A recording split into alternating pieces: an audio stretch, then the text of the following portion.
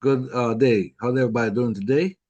My name is Valentine Harris, and I'm the author of this book called The Black Godmother. Okay, this book follows the life of Naomi Davis. Okay, hold on one second. Let me share my screen real quick. So get right into it. Okay, hold on one second. All right, perfect. Hope y'all can see. Hope y'all can see the see my slide. Okay. So the Black Godmother, right, is a story of power, survival, and legal legacy by written by Valentine Harris. Okay, so all right, I will be discussing an overview of the Black Godmother, the key themes, what I'm saying, power, survival, systematic oppression, Naomi Davis, the rise and fall, the crack epidemic and its impact, the role of the criminal justice system, and legacy and reflection. Okay. So let's talk about this for a second. Okay, book. Introduction to the book. Key points, right? The story follows Naomi Davis, known as the Black Godmother. Okay, so let's discuss Naomi Davis for a second. Naomi Davis in this book. Once at one point, she was a high school track star. Track star. That was a goal to go run for the Olympics. And then she met someone. She met someone that changed her life. Changed her life. Okay, so you know what I'm saying? The book is set against the backdrop of poverty, crime, and systematic oppression. So, I grew up in Maryland and I grew up in Maryland. And when I was doing the settings, right? I think I did the settings off Maryland slash DC, mainly DC though. You know what I mean? Because DC back then, oh man, in the 80s, it was really, really bad when it comes to crime and drugs and stuff like that. It was really bad.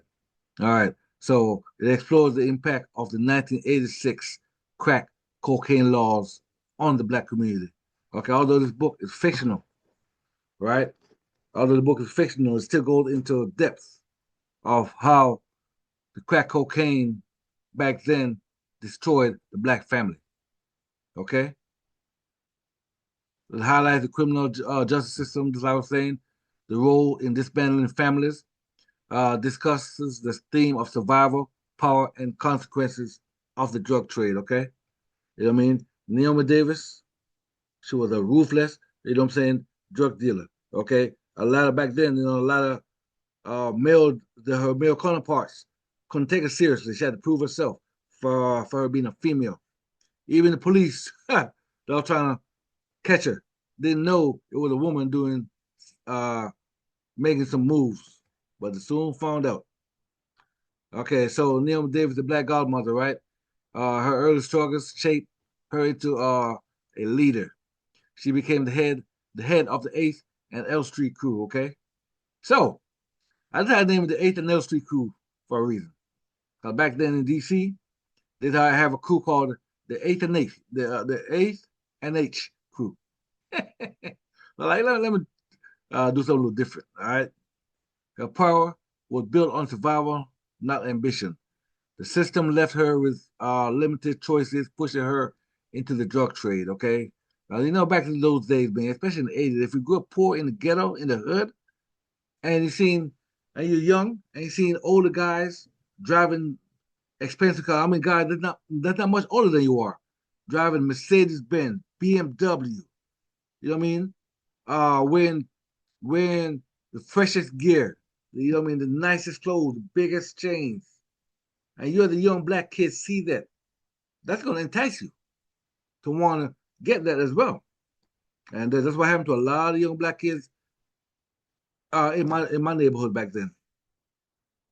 A lot of young kids. They see the big time drug dealers, right?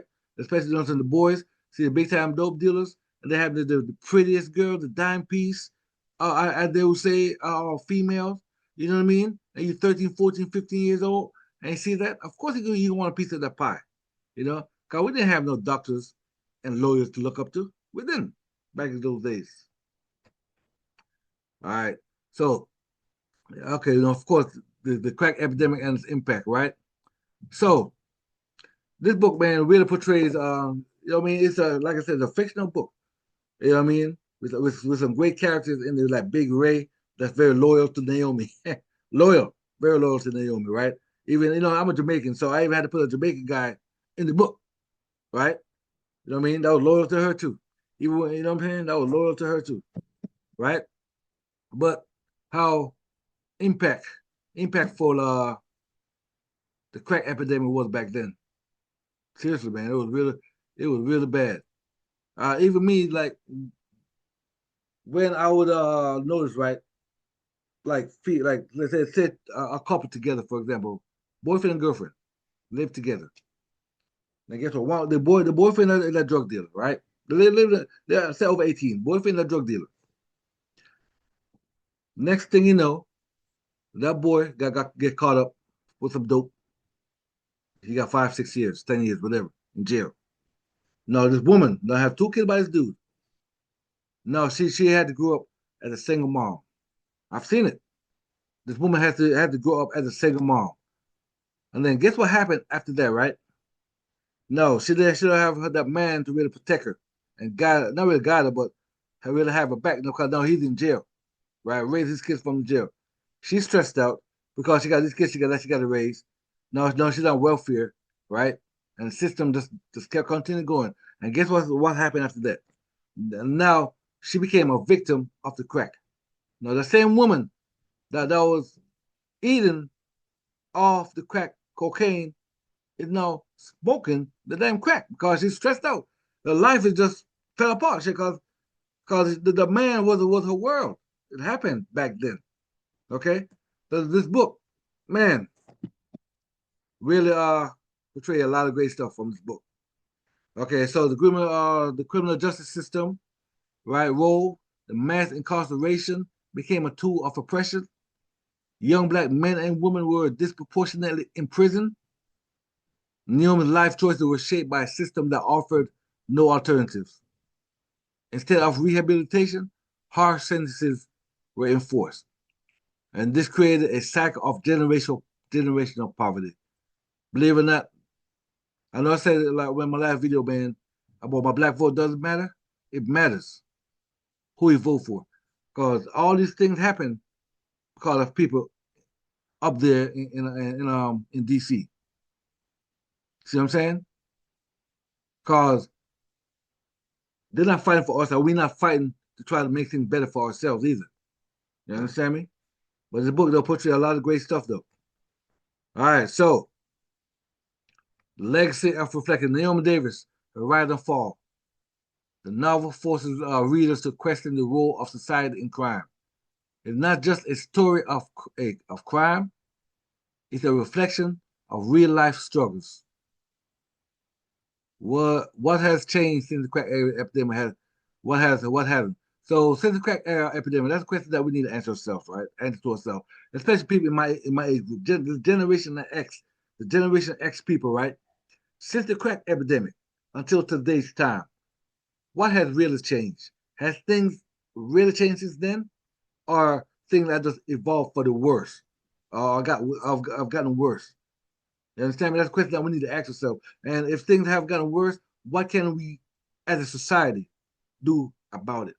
And not just about a black society, white society too, white people too, the Hispanic population, right? The Asian population. You understand me? Especially if you're poor, you know what I mean? What can we really do about it to make things better for our children and our grandkids? That's mentality that we need to think, right? And one thing about this book that I love, we have to make things better, right? In this book, Naomi Davis, she got a son, right? She has a son. So guess what I made sure, you know what I'm saying, before she got caught up, whatever, she set her son up for success, and she made things better for her son, right? So the sequel is already out on Amazon right now, called Shadows of the Past. It's about her son, and her son is a lawyer. You understand me? A lawyer and doing a lot of corruption, not him, but defending a lot of corrupt people in politics. All that goes on the hand. You know what I mean? Because of politics, she got caught up. And her son now, defending politicians and things that happen in politics. So it all comes full circle. Okay. Um, Let me stop my sharing real quick. Okay, stop sharing. So I hope you enjoy this little slideshow with my book, The Black Godmother. Please, available on Amazon.com. So go ahead and get yourself your copy. Okay, you will really enjoy this book. It's a really good read, and it's a good page turner. And not only that, right? Or when you finish reading the book, you can actually have a conversation with people that you know. Let's have a conversation with people. Let's talk. Have a, you know what I mean? I want a dinner table, talk about stuff that happened, especially if you're in the 40s and 50s, because you've been there, you've seen that in most cases. You've seen what happened back in the ages, right? If you grew up in the ages, you're teenagers in the ages, right? You know what I'm saying? You've seen things that happen. So it's good to really have a conversation, all right? And sometimes some of y'all probably had bad experiences back then too. Sometimes I know it's hard to talk about, but sometimes it's good to just get off the chest, man. Talk about talking to your family. You know what I mean? How you felt back then. It might have been 40 years, but guess what though? Pain sometimes never go away. So sometimes it's good to talk about it and vent. You know, I work for a mental health hospital, right? And when I pay, along the patient not violent, so cause some of them can get violent a little bit, but along the patient is not violent, I let them vent. Let them vent. Let them yell. Shit. What's that gonna hurt? No, they ain't hurt nobody. They just want to get things off the chest. Just let them vent. There's nothing wrong with that. Okay? Thank you very much. And I hope you enjoy this live show. Have a great day.